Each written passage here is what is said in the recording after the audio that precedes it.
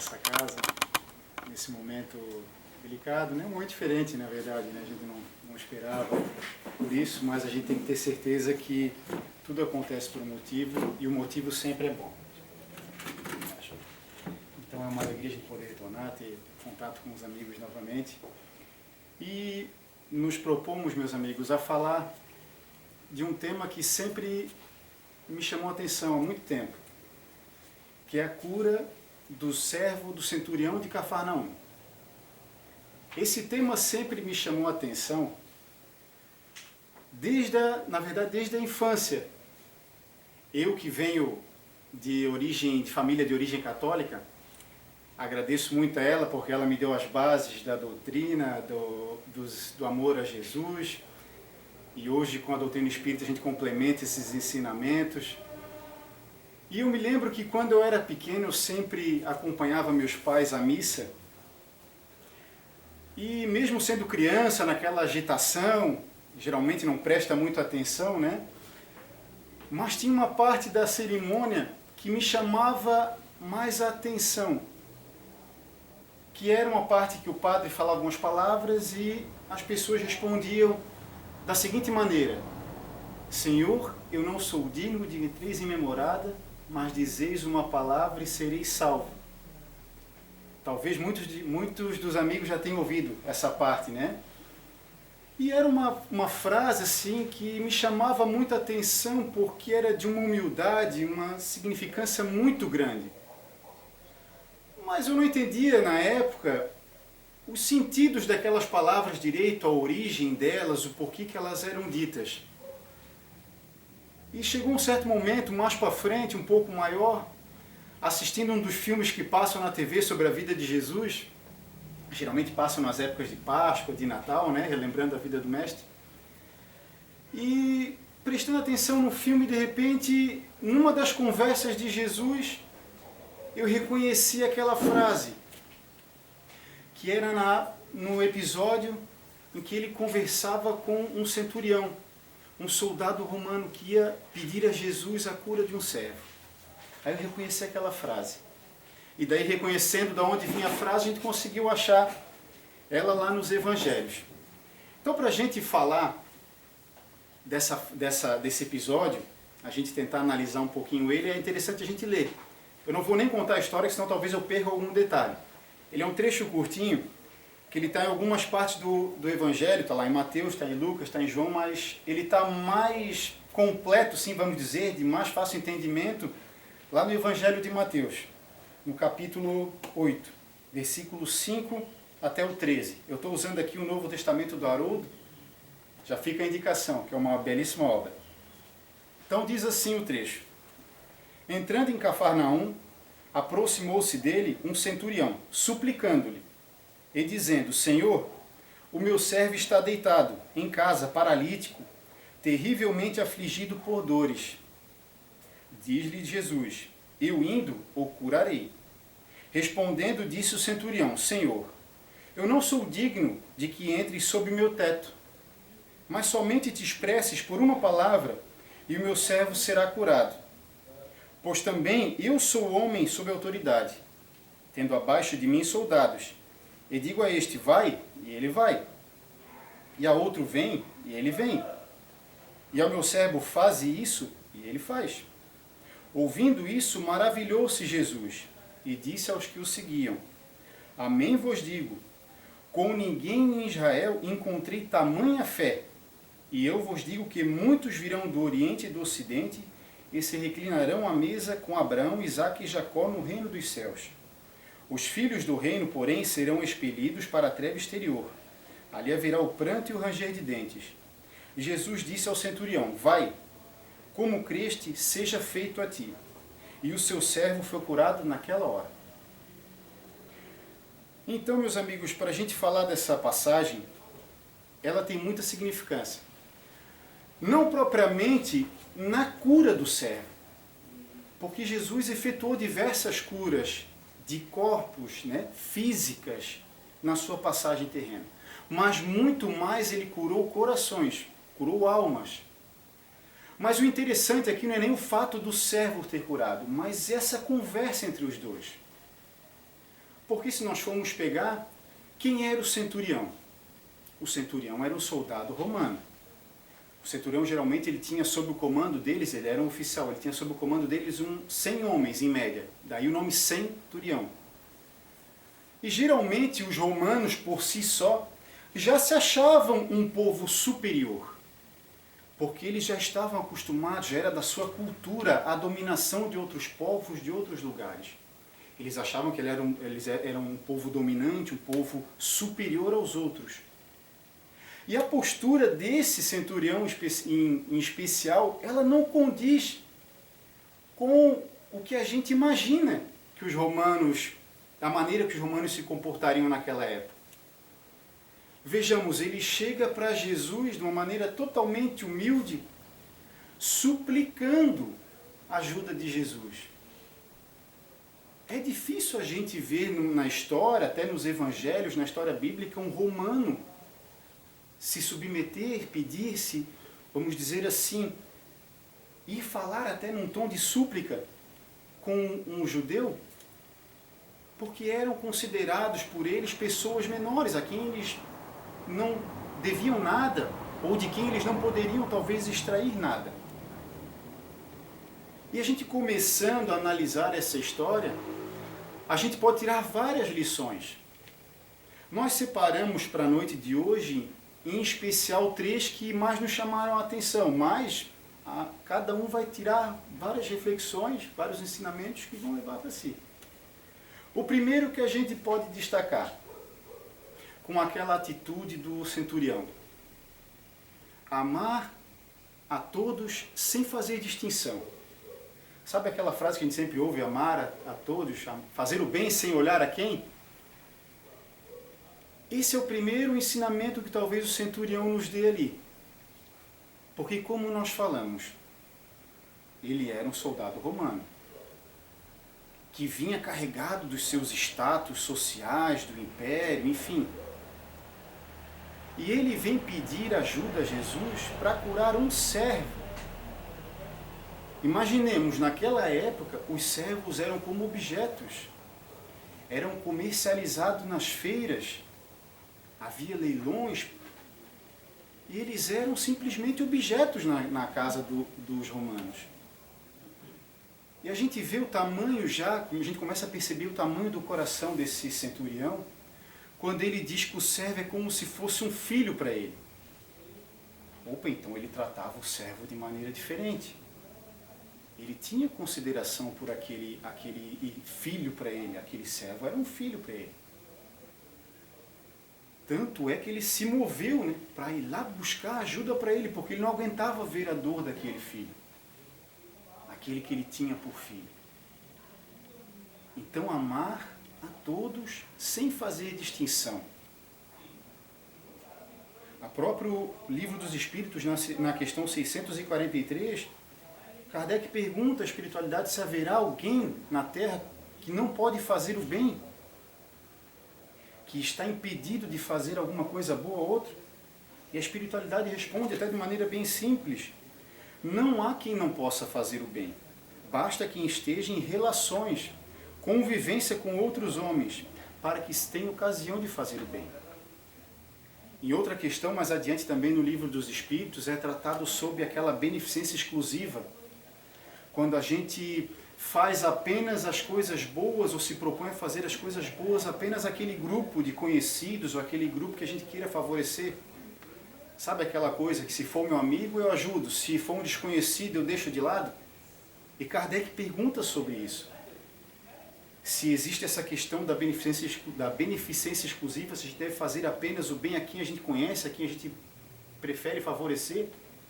E São Luís muito sabiamente responde que é justamente esse espírito de fazer o bem, de procurar ajudar apenas os conhecidos, aqueles a quem me convém, que deve ser abolido. A gente tem que começar a nos enxergar todos como irmãos em Deus, filhos de Deus de maneira igual, e começar a ajudar a todos, sem começar a fazer escolhas ou ajudar apenas por características específicas, é meu amigo, é meu parente, é meu conhecido. É justamente esse espírito que deve ser abolido, que deve ser extinto. Então fazer o bem a todos, sem olhar aqui. Primeira lição que talvez o centurião nos deixe. Ele desceu do seu status, do seu cargo de oficial romano e foi ajudar aquele que era considerado pela sociedade um inferior. Então esqueceu a sua posição na terra e foi ajudar. Primeira lição talvez que ele nos dê. A segunda lição, e talvez a mais marcante, que ele possa nos dar, a lição da humildade. As palavras, se a gente for ver as palavras, elas já têm um tom de humildade, né? Senhor, eu não sou digno de que entres em minha morada. Por que eu não sou digno? O que é a humildade? A humildade a gente muitas vezes confunde, até a gente costuma dizer que quando a pessoa às vezes é carente de recursos financeiros, a pessoa mais pobrezinha, ela é muito humilde. Mas na verdade a humildade não tem a ver com riqueza material.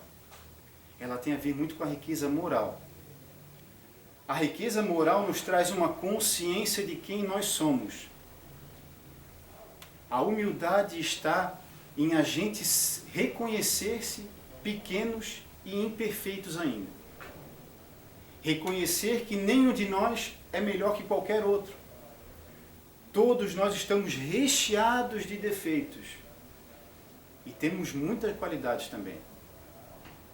A gente tem mania de sempre olhar para o outro, principalmente para os desconhecidos, apontando o dedo para os defeitos, achando-se superior. Ah, porque ele faz isso e eu não faço. Mas você faz outra coisa também que não é certa. E talvez ele não faça. São posições invertidas, né? O aprendizado é diferente. O nosso crescimento, a nossa sabedoria, os nossos conhecimentos, eles decorrem das experiências que nós tivemos até aqui. E as experiências de todos nós é diferente. Nós crescemos em lugares diferentes, com pessoas diferentes, em famílias diferentes. E tudo isso nos dá conhecimentos diferentes. Mas não é por eu ter conhecimentos diferentes que eu sei mais do que o outro. Eu tenho apenas um conhecimento diverso. Eu não sou mais do que ele. E ele não é mais do que eu. Nós estamos no mesmo patamar, aprendendo juntos. Talvez eu precise aprender uma coisa e ele tem que aprender outra. Mas os dois têm que aprender. Nenhum dos dois está isento. Então a humildade está no reconhecer-se, ainda imperfeito, que está em fase de aprendizado, a caminhada ainda é longa, e saber que o outro, que está ao meu lado também, comete erros como eu cometo erros. E eu não o julgo. Caminho junto com ele, e no que eu puder eu ajudo. Reconhecer-se imperfeito. Reconhecer-se em aprendizado, que não é melhor do que ninguém. E mais uma vez, tem o soldado romano, que pela sua criação deveria achar-se superior àquele povo que estava dominado, e chega para Jesus e suplica, chegou suplicando, como diz o Evangelho, chegou suplicando a Jesus ajuda. Olha a humildade desse homem. Mas ele tinha um coração tão bom que ele não olhou para a veste de Jesus, para a sua origem, para a sua raça, enfim. Ele reconheceu em Jesus uma liderança moral, uma grandiosidade moral que fez ele reconhecer-se como um ser ainda aprendizado, um ser ainda pequeno, perante aquele ser que foi o maior entre nós. E chega para Jesus e faz o pedido. Até com muita vergonha, porque ele não se sentia digno de pedir nada para Jesus. Ele sentiu a grandiosidade. Imagina, o governador da terra está na minha frente. Como que eu, uma pessoa que erro tanto ainda, vou ter moral para pedir alguma coisa para ele? Vou ter crédito para pedir alguma coisa para ele?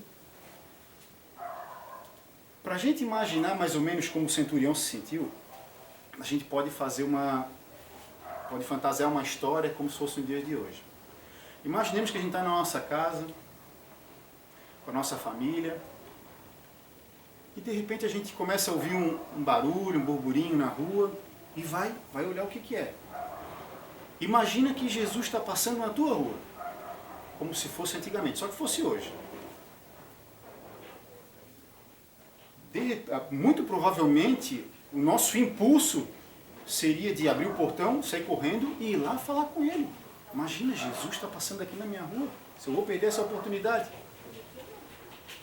E muito provavelmente nós iríamos falar com Jesus para pedir alguma coisa. Porque o nosso principal intuito, às vezes, na reza, uma das primeiras coisas que a gente faz é pedir. Imagina, Jesus está à minha frente, eu vou pedir alguma coisa para ele. Pedir paz, vou pedir que ele traga paz para minha família, vou pedir que ele traga saúde, enfim. Mas daí imagina que Jesus, você consegue atrair o olhar de Jesus? Aí Jesus olha para você, te dá um sorriso, e aquele ser, com aquela grandiosidade moral, começa a olhar para você e você começa a lembrar assim, nossa, ele esteve aqui há 2000 anos, deixou o evangelho dele, todos os ensinamentos. Eu desde a minha infância venho estudando os ensinamentos dele, sei o que ele espera de mim, sei o que ele nos aconselha a fazer, mas eu ainda não faço. Ele disse para eu amar os meus inimigos, aquelas pessoas com quem eu não tenho muita simpatia, mas eu me nego a fazer isso. Eu sou meio orgulhoso e não tenho essa capacidade. Tem uns desafetos lá, a pessoa que eu quero ainda que não se dê muito bem. Aí imagina, e a sua moral de pedir alguma coisa para Jesus começa a cair, você começa a se sentir envergonhado. Começa a se sentir retraído. E foi assim que o soldado romano se sentiu. Por isso que ele disse que ele não era digno, ele não se sentia digno de pedir nada a Jesus. Porque ele reconhecia em Jesus um ser que era só amor. E muitas vezes ele não teria pregado o amor como Jesus queria. Se a gente pensar nos nossos atos hoje, será que a gente consideraria que a gente teria moral para pedir uma coisa para Jesus? Sem ele falar nada. Imagina, ele está há tanto tempo tentando ensinar as coisas para a gente. A gente vai na igreja, a gente lê o Evangelho, a gente vem no centro espírita, a gente ouve falar sobre Jesus, a gente vê palestra, enfim. E a gente ainda patina nos mesmos erros, se nega a seguir os conselhos dele. Será que eu teria moral para pedir uma coisa para Jesus?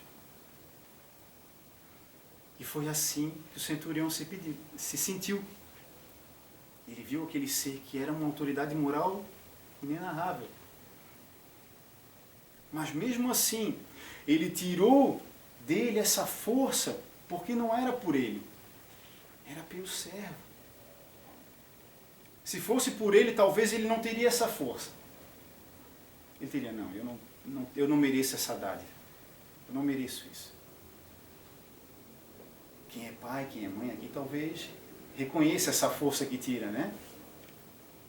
Quantos pais e quantas mães não deixam de se alimentar para dar para os filhos? Olha a força. Se for para mim, eu não preciso comer, mas ele precisa. Tira. Força da humildade, força do amor, que é para o outro. Olha que lição grandiosa. Esquecer um pouquinho de si para pensar no outro. Deixou o egoísmo de lado, olha só que passo. Olha que grandiosidade de espírito. E o centurião fez isso. Nessa humildade dele, conseguiu vencer essa barreira da vergonha para ajudar o seu servo. Aqui ele tinha como um filho.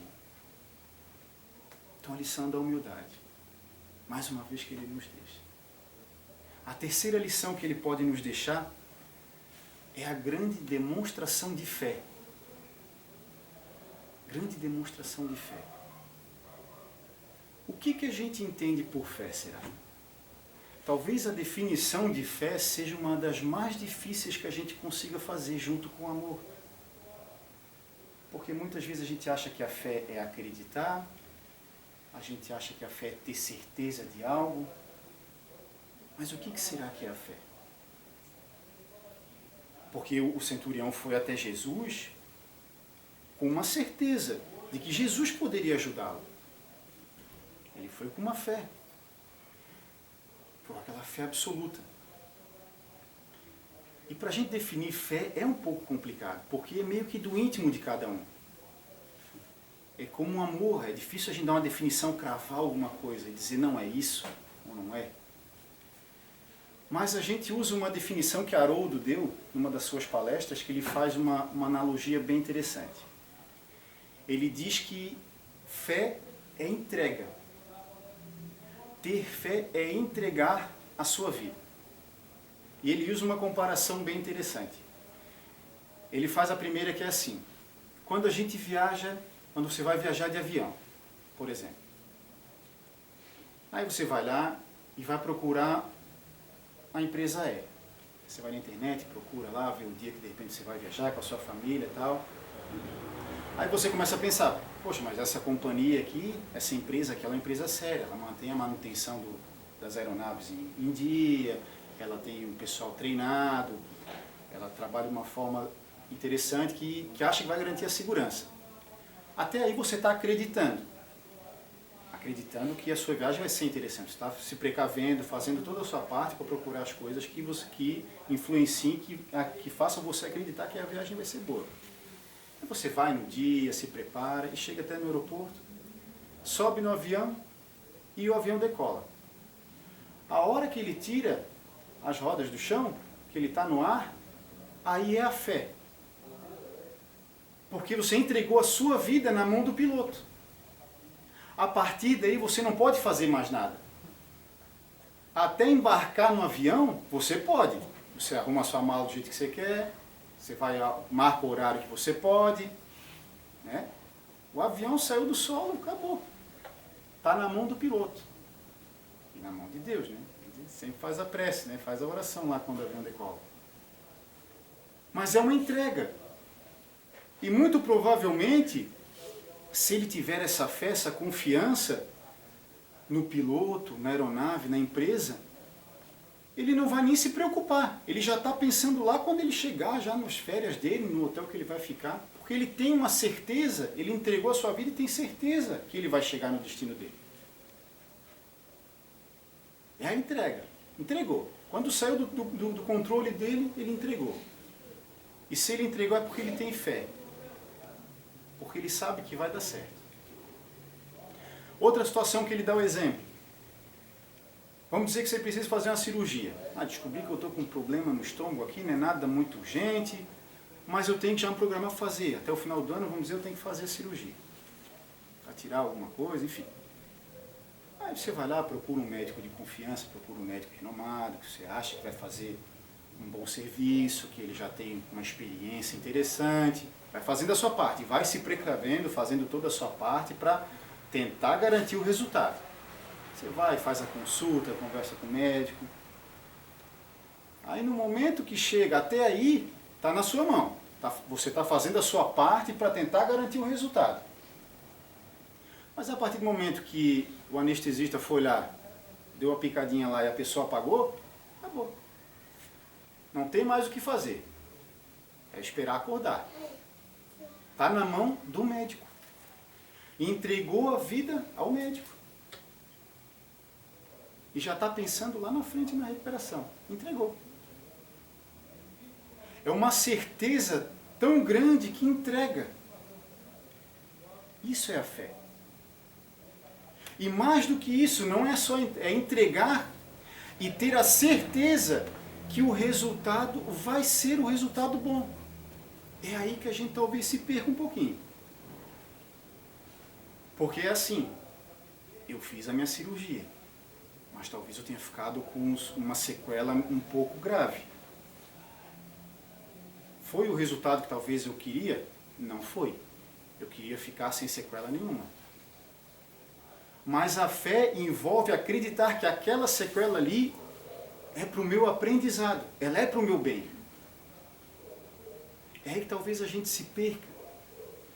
A gente tem fé, mas a gente só acredita nela quando as coisas acontecem do jeito que a gente quer. E quantas vezes as coisas saem fora do nosso controle e a gente duvida de Deus. Mas Deus age o momento todo o tempo, para o nosso bem. Se a gente acha que as coisas estão erradas, é porque a gente tem que mudar o nosso olhar. A situação que nós estamos passando demonstra bem isso. A gente acha que, muitas pessoas acham que Deus abandonou a gente, que a pandemia é uma situação que só veio trazer incômodo, que só veio trazer coisas ruins. A gente está enxergando isso como um aprendizado, será? A gente está conseguindo manter a nossa fé que as coisas estão do jeito que elas têm que ser para a gente sair melhor? É o nosso olhar que tem que mudar. A gente começar a tirar as lições das situações que nós não achamos muito agradáveis. E é aí que reside a fé, essa crença, essa entrega. A gente faz a nossa parte, né, como a escolha lá da passagem, a escolha do médico, mas no fim o resultado não vai estar nas nossas mãos muitas vezes. Mas ainda assim a gente tem que acreditar que o que acontecer vai ser para o nosso bem. Se eu continuar acreditando nisso, é porque eu tenho fé. É aí que mora a fé. E o centurião teve essa fé, ele foi entregar a vida do seu servo a Jesus. Foi pedir a Jesus para ajudar. Fez a sua parte. Fez a parte dele até onde podia. Se fosse da vontade de Jesus, de Deus, o servo permaneceria com eles. E se não fosse, seria alguma lição que eles teriam que tirar. Mas teriam que manter essa fé. Teriam que manter essa virtude. De acreditar no resultado. Que o resultado sempre é bom. O resultado sempre é bom. A gente, se não enxerga isso, é que tem que mudar o nosso olhar. Muitas vezes a gente teme a morte, né? A gente teme a morte, muita morte. Mas a morte não existe.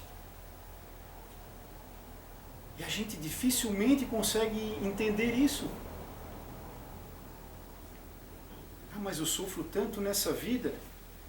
80 anos numa vida não é nada comparado à eternidade. André Luiz fala isso, é um piscar de olhos.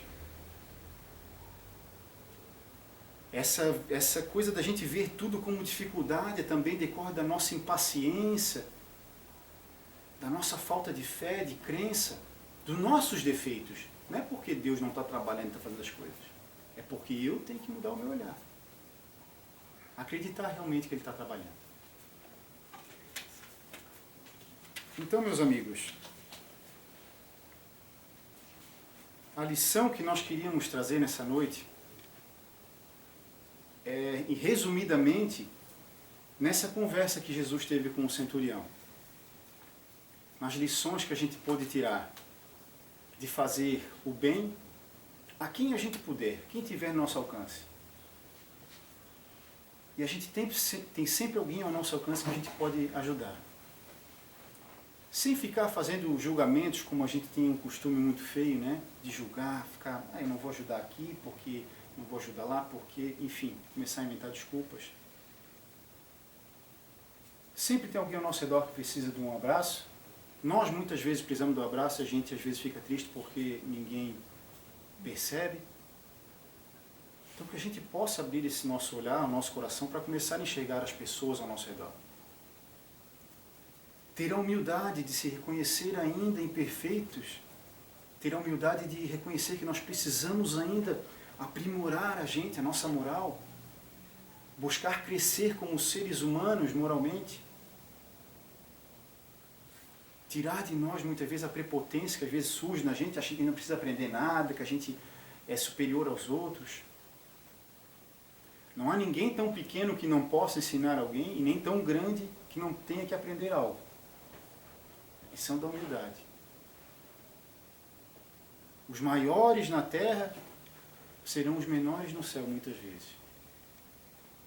Os menores na terra são aqueles grandiosos no céu. Nós tivemos o exemplo de Jesus.